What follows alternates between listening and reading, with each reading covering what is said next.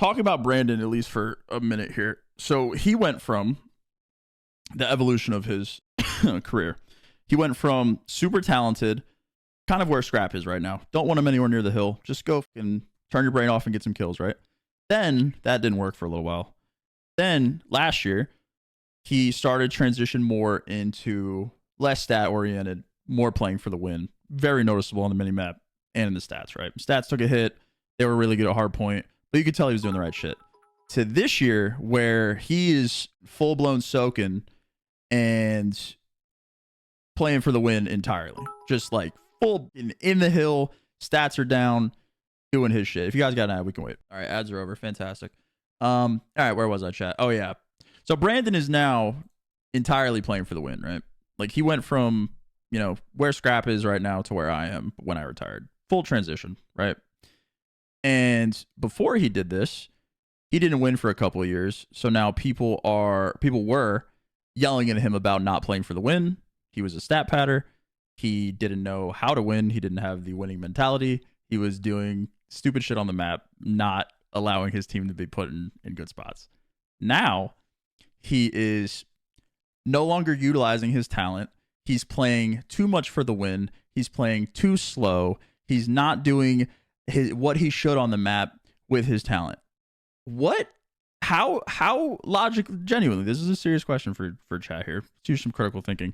How is Brandon go from one end of the spectrum to the complete other side, full 180, not even in the same realm of player that he was 2 years ago, and it's still his fault? Please explain to me. The only argument is the team dynamic that they have. That is the only thing that you can say, is that the dynamic of the team changed and like his play style doesn't work. Dude, they were undefeated in hardpoint on the weekend until they played FaZe again. Undefeated. They were the second best hardpoint team on the weekend, other than Toronto, who won the event. They were phenomenal in hardpoint online. Their S&D is terrible. That's why they lost these series. Their S&D is abysmally bad.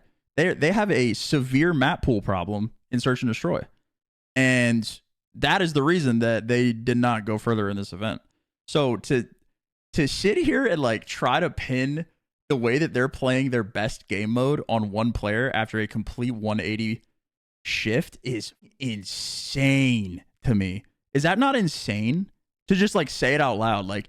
How you guys know, I've been gassing Brandon for forever because of just it's a fucking 180 from how he was playing in the past to where he is right now. And I think the way that he's playing right now is perfect. I think to Chris's, the beginning of this clip, Ant just needs to play a little bit differently. Ken and Pred are superstar talent so far this year. By far their two best players. It's undisputable. And if Shotzi and Pred can get on the same page, they're already arguably the second best hardpoint team in the game. If Shotzi just picks it up and respawn, this team is going to get even better. The fact that the conversation is even dragged in Brandon's direction is fucking psychotic to me.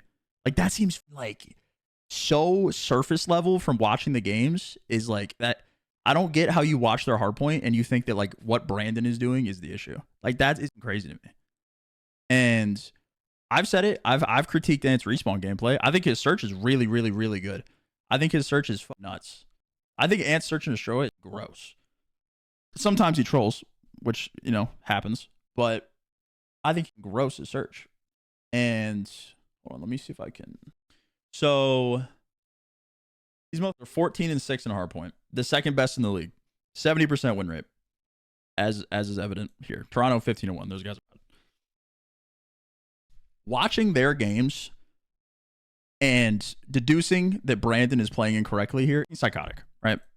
We go to 5 and 10 in S&D. How are we 7 and 5 in control? Decent swing mode here.